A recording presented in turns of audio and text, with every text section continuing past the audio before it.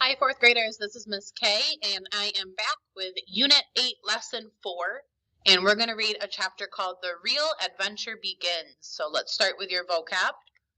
A coach is a horse-drawn carriage with 4 wheels. A quay is a dock or an area at the edge of a waterway where ships land, load, and unload. Shroud means to cover or to conceal, so like to hide. Captivate, to fascinate or capture one's attention. Deduce, to figure out or draw a conclusion. Brim, to become full or overflowing. Scoundrel, a wicked or disreputable person. So they're not known for good things. They're known for bad things. Nautical is relating to the sea or sailors. And berth is an area below deck where crew members would sleep. So this is Chapter 3, The Real Adventure Begins. I said my farewell to my beloved mother and the dear Admiral Benbow, and then joined up with Redruth, the squire's gamekeeper. We purchased our seats for the coach to Bristol.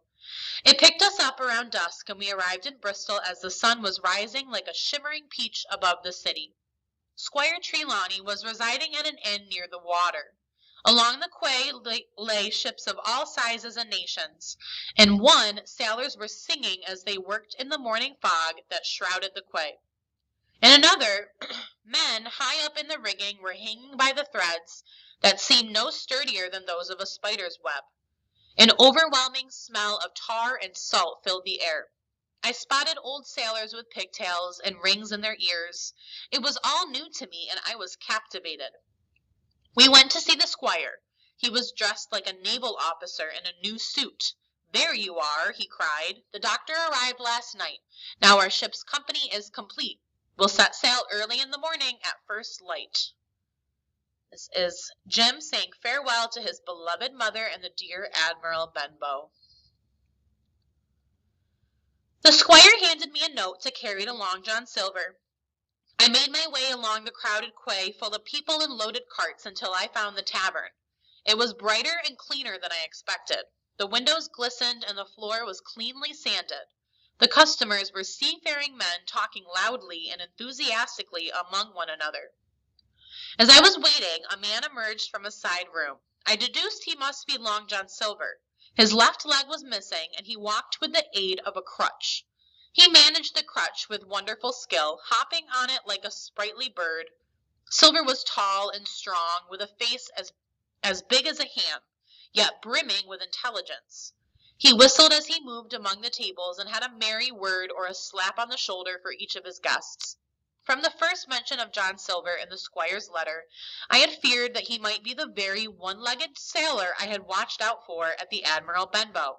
But one look at the man was enough to convince me I had nothing to fear. I had seen the captain, I had seen Black Dog, and I had seen Pew. I thought I knew what a buccaneer looked like, and they were quite different from this clean and likable landlord. "Mr. Silver, sir?" I asked hesitantly. "Yes, lad," said he. When Silver saw I had a letter from the squire, he seemed startled. "Oh," he said quite loudly, "you must be our new cabin boy." Just then one of the customers rose suddenly and ducked out the door. Although this man made a hurried exit, I had enough time to catch a glimpse of his face. It was the man who had visited the captain at the Admiral Benbow, the man with the 2 missing fingers.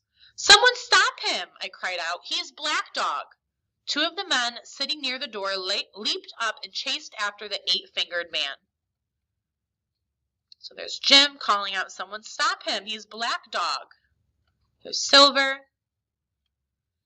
"What was that you said, boy?" John Silver asked. "Black what?" "Black Dog," I replied. "Didn't Mr. Trelawney tell you about the buccaneers? Black Dog was one of them." "Was he indeed?" cried Silver. "Black Dog, did you say? The name's not familiar, yet I think I've seen him. He used to come around here with a blind beggar. Yes, that would be old Pew." "Yes," cried Silver, his voice rising as all kinds of thoughts clearly flooded his mind. "Pew! That was his name all right. Well, never fear, my men will run him down." However, the moment I saw Black Dog in Silver's tavern, I sensed something was wrong. Why was he there, and was Silver telling the truth when he said he did not know him? I watched Silver closely, but he continued to create the impression that he was an honest man. The two men came back out of breath and confessed that they had lost Black Dog in a crowd by the quay. Silver scolded them and shook his head in a display of disappointment. "Well, Hawkins," said Silver, "we had better go and tell the squire about this, eh? Here this scoundrel is sitting in my house, right in front of me. We wouldn't want the squire to get the wrong idea, now would we?" As we walked along the quay, Silver proved himself a most interesting companion. We even stopped beside a large sailing ship as he pointed out its different parts and the proper terms for each one. He taught me nautical terms such as fore and aft, starboard and port. He showed me the forecastle at the front of the ship and the quarterdeck toward the back.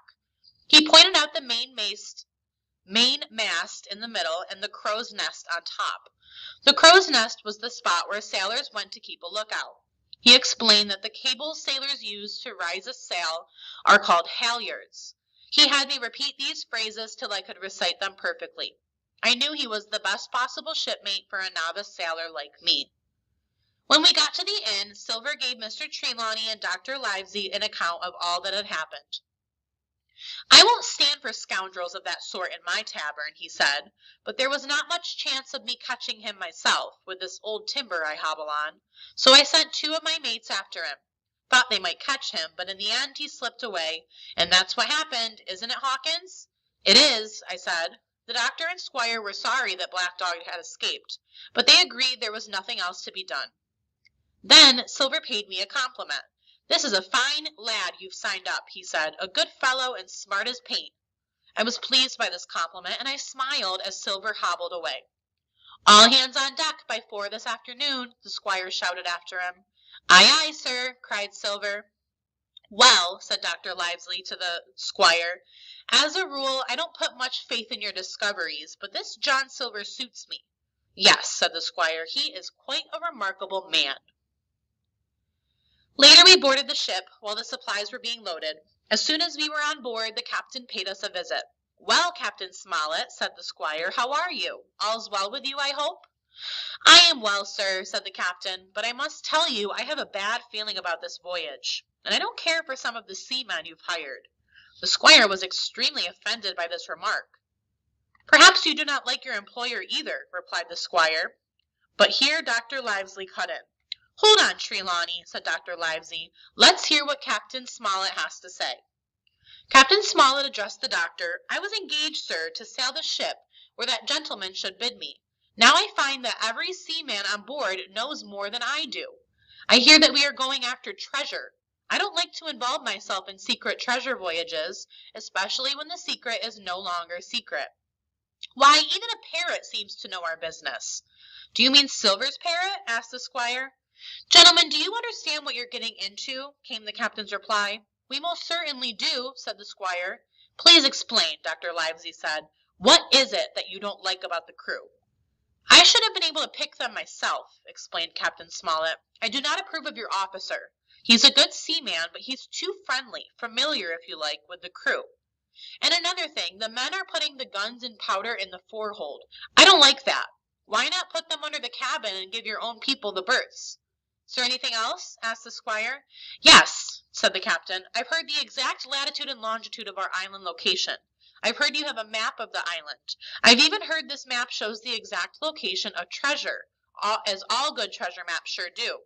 "Egad," cried the squire, "I did not tell a soul about any of this." "Gentlemen," continued the captain, "I don't know who has this map, but I ask that it be kept somewhere secret, even from me. If you won't do that much, I would ask you to let me resign." "I see," said the doctor, "you are afraid the men may mutiny." "Sir," said Captain Smollett, "they may be honest men, for all I know, but I am responsible for the ship's safety and the life of every man aboard. I'm concerned, and I ask you to be cautious or let me resign, that's all." Trelawney grumbled, but eventually he agreed. "I will do as you wish," he said, sighing deeply, "but it grieves me that you do not trust me." "As you please, sir," said Captain Smollett. "You'll find I do my duty," and with that he left. "Trelawney," said the doctor, "I believe you have at least 2 good men on board, that man and John Silver." "Silver, perhaps," cried the squire, still in a huff, "but I believe Captain Smollett to be difficult and downright rude." Well, said the doctor, we shall see. Early the next morning we lifted anchor and set sail. The Hispaniola began her voyage to Treasure Island. The Hispaniola proved to be a good ship. The captain and crew were very capable. I was especially fond of Long John Silver, or Barbecue as some of the men called him. He was always glad to see me in the ship's gallery, which he kept as clean as a pin. The old sea cook even introduced me as his pet parrot. To his pet parrot. This is Captain Flint, he told me, named for the famous buccaneer, and she predicts success for our voyage, don't you, Captain? I wonder at the choice of the name. So this is early the next morning. We lifted anchor and set sail. The Hispaniola began her voyage to Treasure Island. Then the parrot squawked, "Pieces of 8, pieces of 8. That bird is maybe 200 years old," said Silver. "If anybody's seen more wickedness, it must be the devil himself. She sailed with Captain England, the pirate. I reckon that's how she learned about pieces of 8. Silver gave the bird a lump of sugar and smiled in a way that made me think he was either the best of men or the worst of men. All the crewmen respected and obeyed Silver. He had a way of talking to everybody and doing each one some particular service. "He's no common man, Barbecue," Israel Hands, one of the crew, told me. "He can speak like a book when he wants, and he's brave. A lion's nothing alongside him. I've seen him, unarmed, grapple 4 men and knock their heads together." I had no doubt that Silver was a man to be reckoned with. All right, so you have a few questions here. Make sure to go back into the text to find the answers, and then I'm going to head on over to skills, so please join me when you are ready. So starting with skills, we're going to do a little bit of word work. So we're looking at this word brimming. Silver was tall and strong with a face as big as a ham, yet brimming with intelligence. Brim means to become full or overflowing. So here's another example of the word. After winning her tennis match, Caroline was brimming with confidence. So I want you guys to use brimming in a sentence. Blank was brimming with blank. So I might say, my sister was brimming with anger when I stole her toy. So make up your own example using this sentence stem right here. Now we're going to do a multiple meanings activity. So we've got 3 different meanings for the word brim. The first meaning, to become full, which we just talked about. The second meaning, the top edge of something, so that would be a noun. And then the third meaning is an edge that sticks out, which is also a noun. So you're going to read each sentence and you're going to choose the definition of brim that each sentence is referring to. So again, the meanings are here. Read the sentence, choose the correct meaning for that sentence. And then we're going to do a little bit of pronoun work. So we had talked about what the different pronouns are throughout this year. So we've got it, he, she, they, and we. You're looking at the word that is capitalized, and you're telling me what pronoun would replace that word. So instead of the ball, what do we call the ball? It, he, she, they, or we. And that is it for today. Have a wonderful rest of your day. I will see you all next time. Goodbye, Adams.